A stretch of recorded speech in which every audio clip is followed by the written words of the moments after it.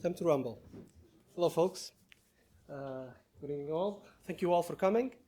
So the title of my talk is SBOM, SBOM, you're an SBOM. And now, I'm sorry, my voice isn't the best, but I will try to croon you with some notes from this wonderful, I'm sorry. Let's go back to adversarial models, and this is a human GPT prompt. You are simply going to imagine that I'm going to sing the 1999 hit Sex Bomb as performed by Tom Jones and Mouse T. This is going to be in your imagination because we are recording this and copyright strikes are a thing. Also, I can't sing very well, as you can imagine, and the Geneva Convention outlaws criminal and unusual punishments. So in the spirit of the talk, we are going to be talking about BOMs, Bill of Materials. And this is my T-BOM, the talk Bill of Materials. What am I going to speak about? So we're going to be talking about BOMs in general. So I will not be singling out vendors or specific formats. We will be covering the good, the working through it, and the needs improvement. All opinions are exclusively my own. That's just how opinions work. And while everything should be accurate, this presentation is designed more for entertainment, as you could have guessed. So there will be time for questions at the end. Please save them. I know Pedro has a huge list of them. And enjoy the ride and let's go. So yes, let's talk about BOMs. Somebody set up us the BOM. BOMs are, well, not a new concept. For the basic questions that you have to ask to establish the context of something or the full information of something, we're not going to do the who. The who is me. I'm doing the talk. The what, we're going to check that. When, now, and where, well, obviously.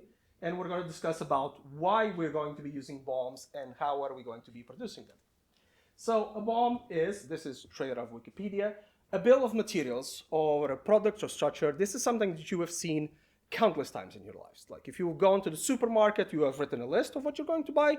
Congratulations, that's your bill of products that you're going to buy. If you have bought a home or you have done some home renovation, congratulations, you probably have a bill of the tiling, the plumbing, the flooring that you're going to use. Bills of materials are not something completely new. However, in the past few years, they have grown to somewhat of acquiring a bit of critical mass around the blogs and the LinkedIns and the thought leaders of this internet that we have. This is basically due to like the BOM concept for IT has been around since 2000s. But in 2021, Joe Biden signed an executive order, including recommendations about supply chain security. And since then, the thought leadership mill has gone on and on and on and on about BOMs being everywhere. So here is an idea of what can possibly be a BOM. So we have SBOMs, which is the title of our talk, software bill of materials. We are evolving into spaces where we have CBOMs, cryptographic bill of materials, where we explain the algorithms and libraries that we use for it. We have hardware bill of materials, which is, if you imagine your desktop PC build, that's the hardware bill of materials. And a more quirky one that I've seen show up recently is the software as a service bill of materials. For example, if your organization uses Google Workspace, that's going to show up there. Like your software as a service bill of materials is you have Google Workspace to teach you about, to describe what the BOMs are. In essence, a BOM is a concept that I think each and every one of us has intrinsically. So a BOM is ingredients, not recipes. So here, for my props, if you see this is a pack of cookies, and you know instinctively that you turn it to the other side, there's going to be a big list here in multiple languages detailing what are the individual components of this. And one must not forget, while these are ingredients, not recipes, there is still some connection between the list of ingredients and what the thing actually comes from it. Like, for example, if you see this list of ingredients, what is this? Of course. It's a francine, of course. So you see, there is always some connection between the list of ingredients and the end result. So let's talk about why I say that BOMs are not a new concept. So for most languages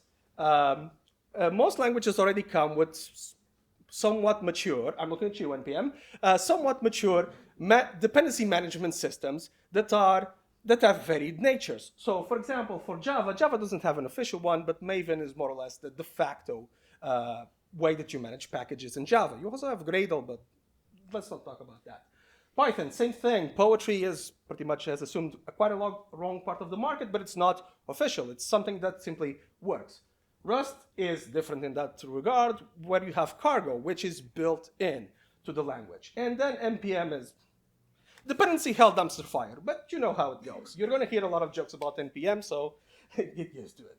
So when we go to the BOMs for this, like when you produce a project in Java or Python or or Node, you're going to have, for example, a file. In the case of Maven, it's a POM XML.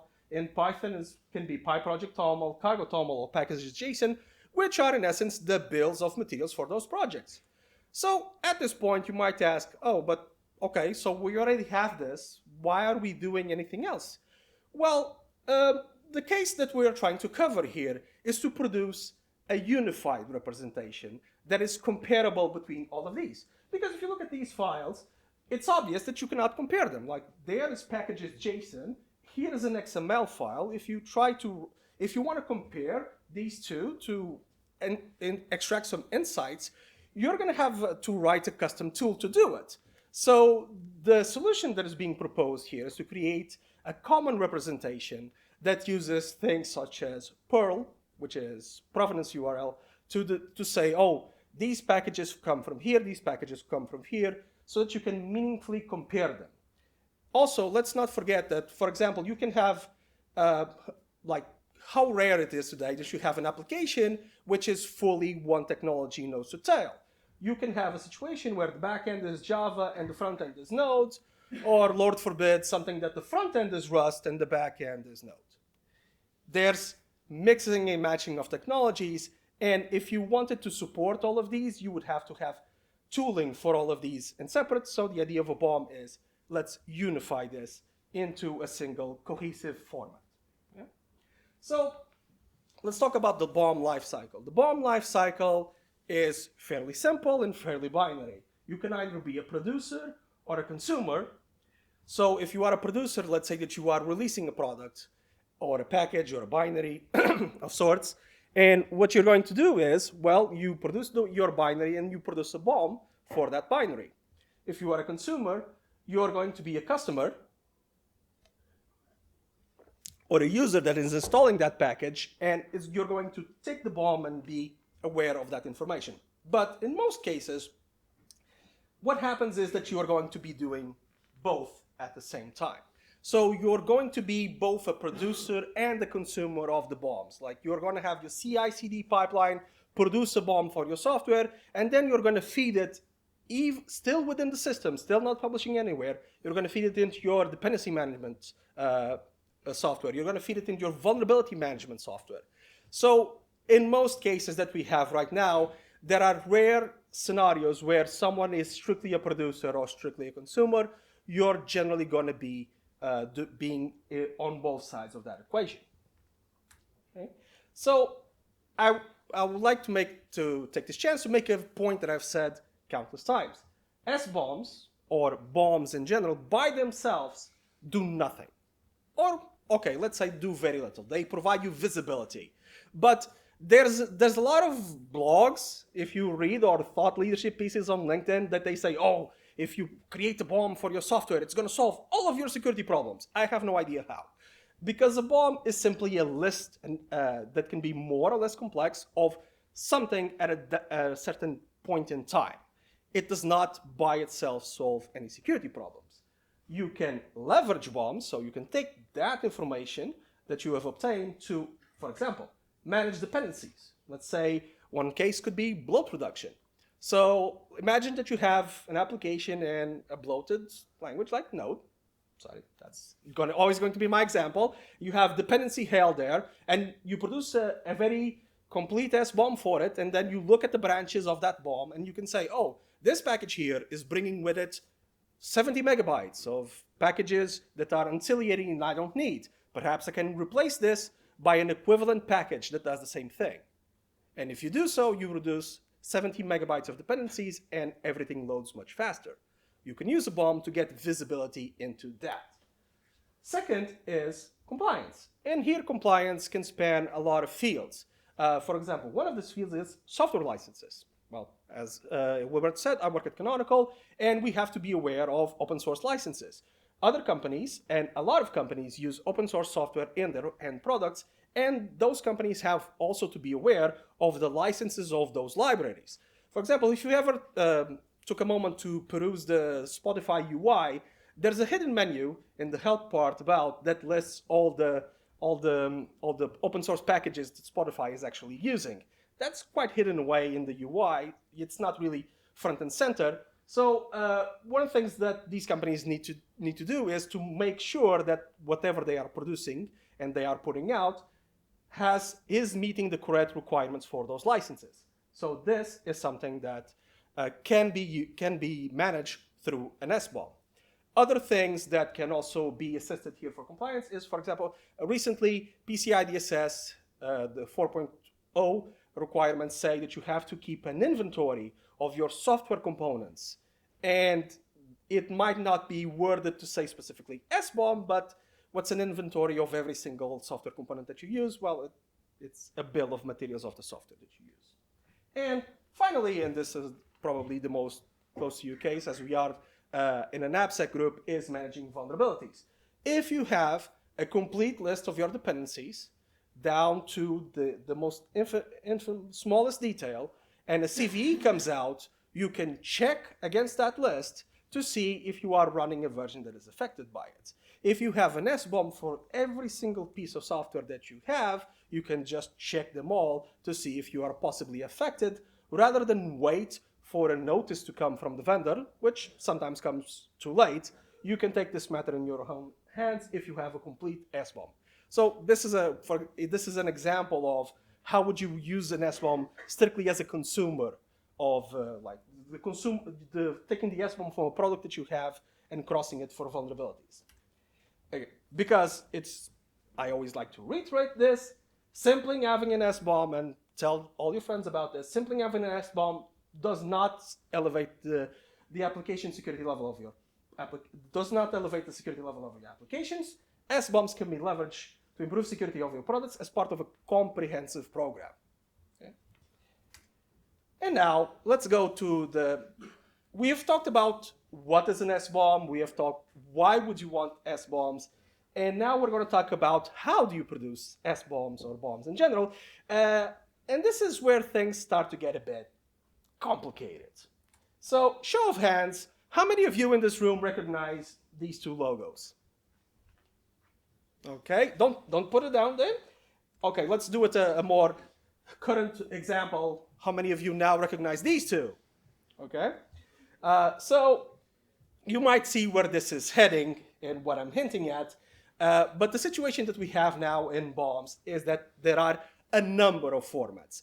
It's not just these two formats. There's a third one, SBDIM, which I'm not even going to mention because at this moment there's not really much traction on it.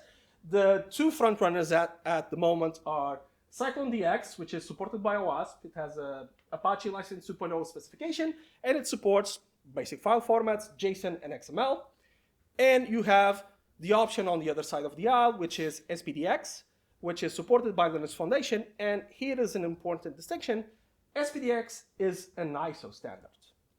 And while some of you might not be in I don't know how many of you work in GRC or do compliance work, but ISO is something that has a lot of pull. So whenever something is an ISO standard, there's generally, it drives some interest into it, and governments and regulatory bodies really like it. SBDX also supports, and this is where I twist my nose a bit about it, supports JSON, YAML, RDF triples, XML, tag value, and spreadsheet.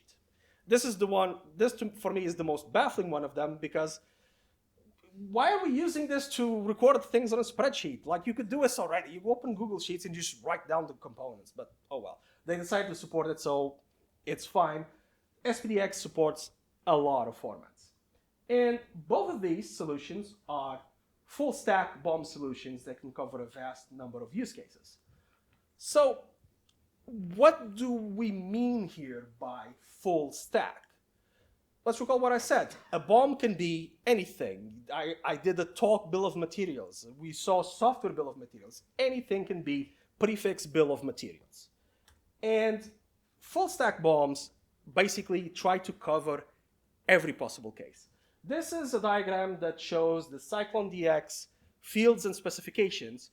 And yes, this, for me, when I saw this for the first time, this is quite intimidating. If you can see it here, dependencies is, oh, these two things, which you would expect to be more prominent, and then you have a lot of metadata. You have components, you have formulations, you have annotations, and still extensions. CycloneDX is a massive standard that is meant to cover as many use cases as possible, and this sometimes is a detractor to adoption, because if you think, let's say your manager comes into your office on early Friday after lunch and says, hey, you have to implement CycloneDX next week fully. We don't care. Shareholders said that we need to comply with all of this. And you just, I don't know what you're going to do, but you're going to have a really bad weekend. SPDX, on the other hand, is a bit more tame, but it can still support some of the same use cases. So one of the situations that we have with BOMs currently is that there exists a list of the minimum requirements that the BOM should have, but no cap on the maximum. So as long as a BOM is able to describe dependencies and the number of fields associated with those dependencies, everything else that you can add in, it's whatever you feel like you should add in, as CycloneDX has clearly shown. One of the things that is very interesting about SPDX is licensing information. So SPDX is a format that has called for our attention because SPDX maintains a list of valid software licenses on their site as a canonical list of the possible licenses. So the format integrates really well if you are distributing open source software, as you would expect for something out of the Linux Foundation. It integrates really well if your use case is, oh, I have to distribute a lot of software and I have to keep all the licenses in line. Okay? So it works well for that, and it's a bit less intimidating, but you have to work with what's best for you. So we've seen these two, and now let's talk about how you produce them. So there's a number of ways to produce them, and this is one of the other issues that currently exists, which is I cannot be here and tell you, oh, if you want to implement this, this is easy. You go to GitHub, you install this action, and you're done. No. Sadly, there are multiple ways right now to produce SBOMs, and there are multiple ways to produce them in multiple formats. So this creates a lot of confusion in what should a company adopt. So here are two examples of products that have this baked in.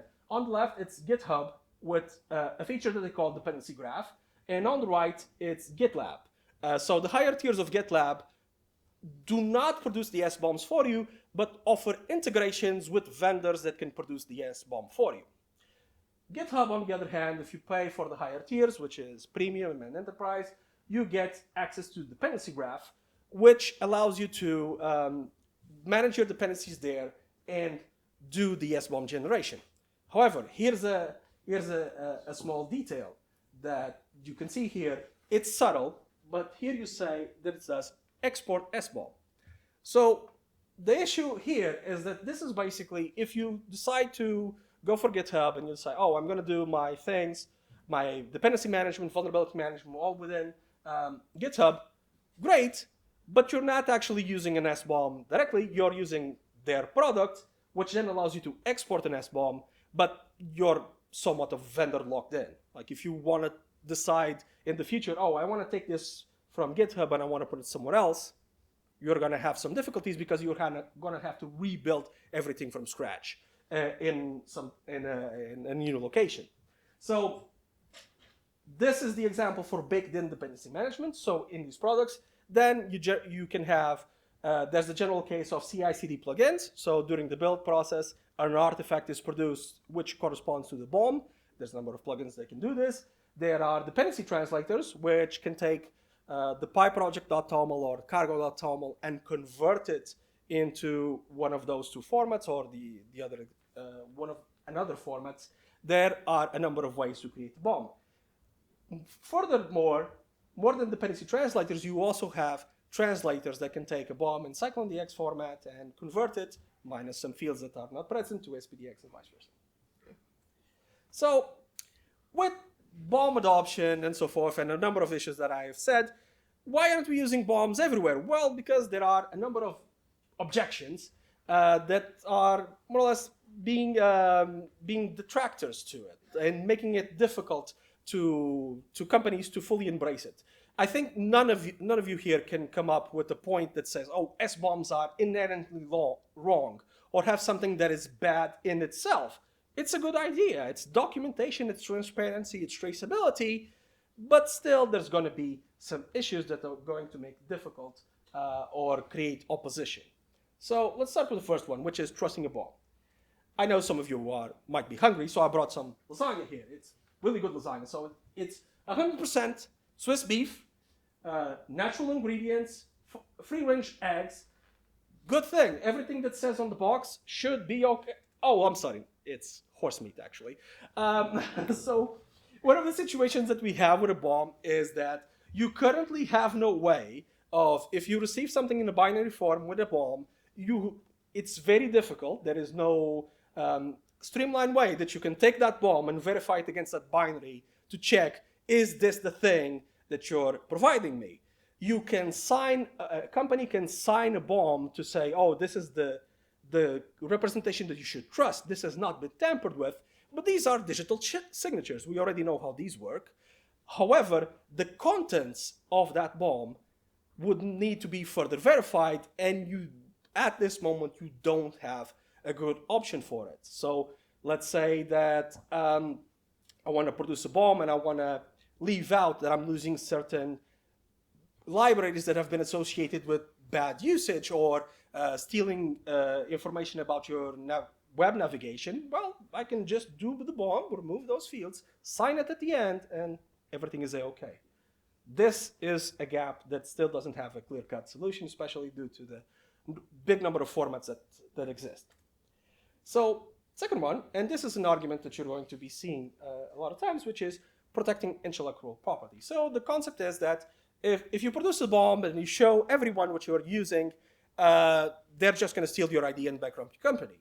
Here I'm just going to quote the late great Mitch Hedberg, which says that the recipe for Sprite is lemon and lime. I tried to make it at home. There's more to it than that. So the idea here is that it follows the Gestalt principle. So even if you have the full list of ingredients, recall the list of ingredients for a Francine, it does not mean that you can, from that list, recreate the software. And if you are able to do it, well, perhaps you shouldn't even be in the business. Like if simply by knowing what libraries you use, I can replicate your whole application, perhaps things are a bit too trivial and the market is going to take care of you. And the next one is Planck length recursion.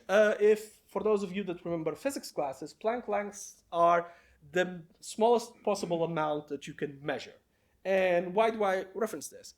I reference this because if we look at a BOM and we look at the depth that we are evaluating in that BOM, like I have a package, I list all of its dependencies, and I stop here at the first level, you can lose a lot of information. And how did we learn this? We learned this during Log4Shell. Everybody should remember here Log4Shell. Log4Shell had an issue where companies would say, oh, our app depends on OpenSearch, which is Java, but OpenSearch doesn't use Log4j, so everything is cool. However, OpenSearch in itself depended on a library that actually bundled Log4j, so you could get Log4Shell through that. The case is, if you just do a superficial analysis of what the dependencies are, you're gonna miss out on a lot of things. However, if you go try to get full depth, you're going to run into issues to simply generate the BOMs and be able to navigate through them. So a dependency graph is a directed graph, and if you, again, nodes, if you have a node project and you have seen the amount of dependencies that it brings, you can imagine that running a full tree on those dependencies is going to be computationally expensive, and it's going to be quite difficult to navigate between what's pure noise, let's say a dead dependency. Imagine a package that includes oh, or the recent incident where somebody created a package called everything in Node that depended on everything. Imagine if your project included that. How would that look like? So as with in all of these recursive problems, it's turtles all the way down. And the sweet spot that you are going to try to find is going to be very dependent on what are your needs and what are the languages that you are using.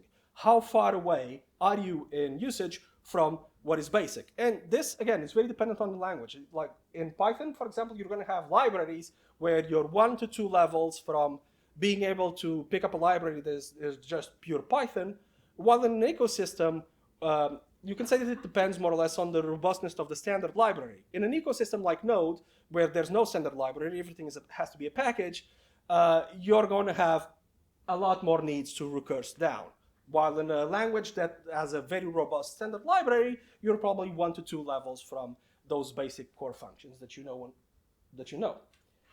And the final one, and this comes from the previous point, is cardinality and traversal. So you can see that lemons and oranges have citric acid. Yes, this is easy to verify. However, if I ask you, oh, let's do it the other direction, identify all recipes that have citric acid from lemons, but not from oranges. This is going to become significantly more difficult. And this is where, for example, the example to track CVEs comes into mind, because the CVE isn't for, if the CVE is for your top level library, cool, you can verify it directly. If the CVE that you receive is for a dependency of a dependency of a dependency, you're going to have to probably check all of your BOMs. And if your BOMs are not to an equivalent level of depth, you might miss something. So there is nothing that is pre-built in a BOM that can allow you to do the reverse lookup. You're going to have to build a solution for yourself to be able to track this within your system.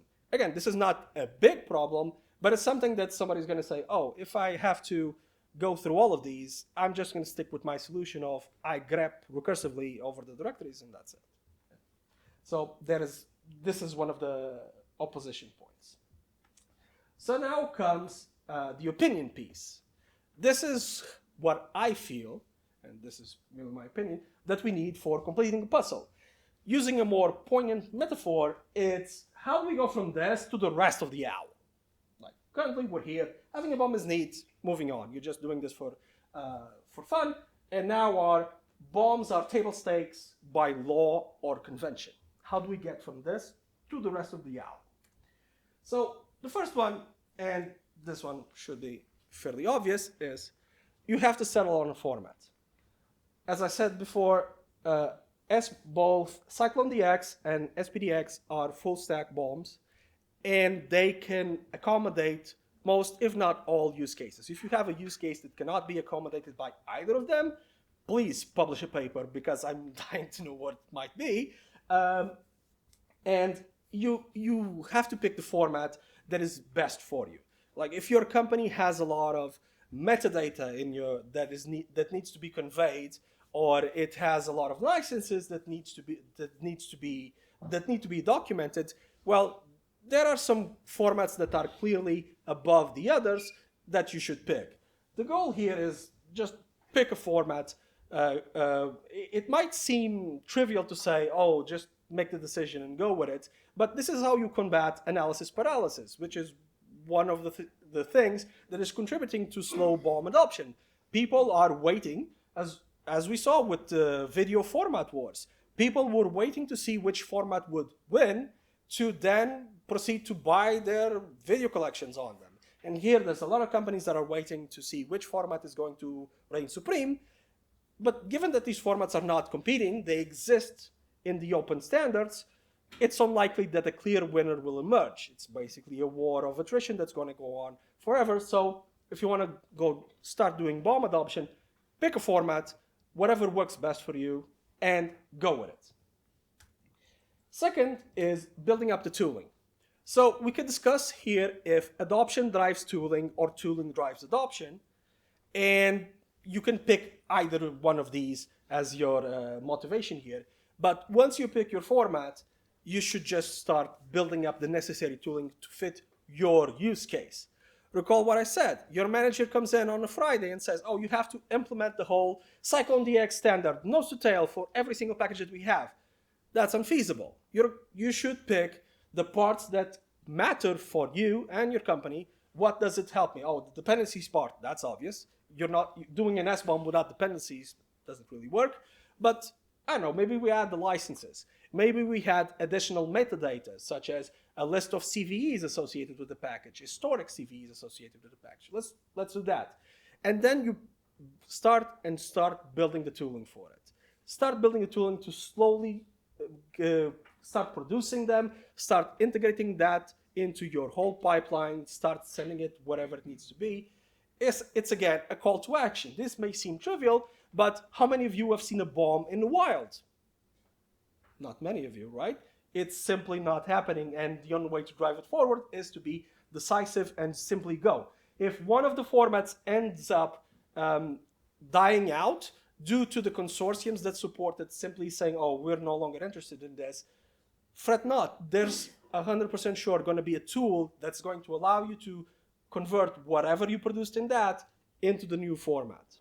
So don't be afraid of losing out, like the people that bought HD DVD and then had to rebuy in Blu-ray. It's not that kind of format wars. Okay. Third one, have an ancillary ecosystem. And what do I mean by this?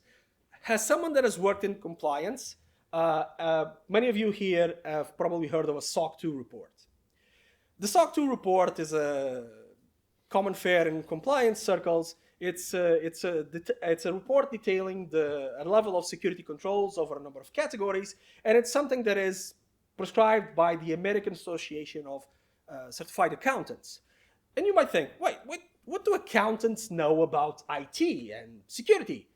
Well, they don't, but they produced a number of common sense controls that make sense, and adoption starting being driven by whenever a company wants to do business with another company, they're going to say, oh, can you please show me your SOC 2 reports? We never read them, but just showing that you have the report shows that you have put in the effort to get auditors walking through your system and produce the report.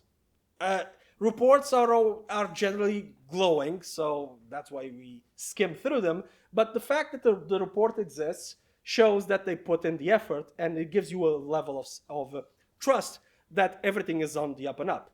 Here, we can apply the same principles to BOMs. Like, if you want to do business with a company or a vendor that are trying to sell you a product, you can say, hey, can you please give me a BOM, a bill of itemized list of materials of all the software licenses of the products that you carry?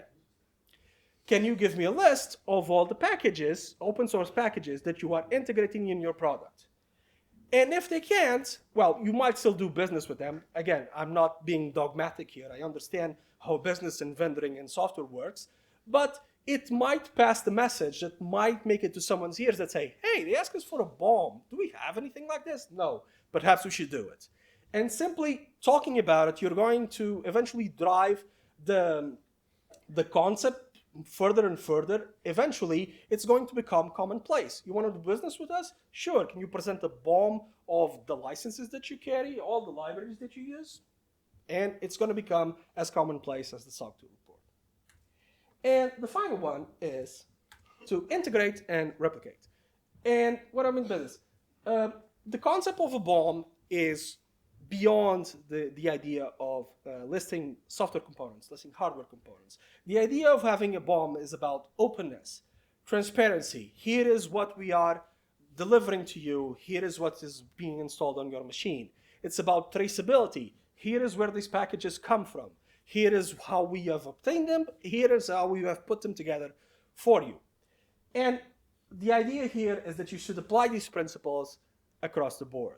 Not simply to software, but to everything. If you are contributing to the community, if you are contributing to software production, you should be as transparent and as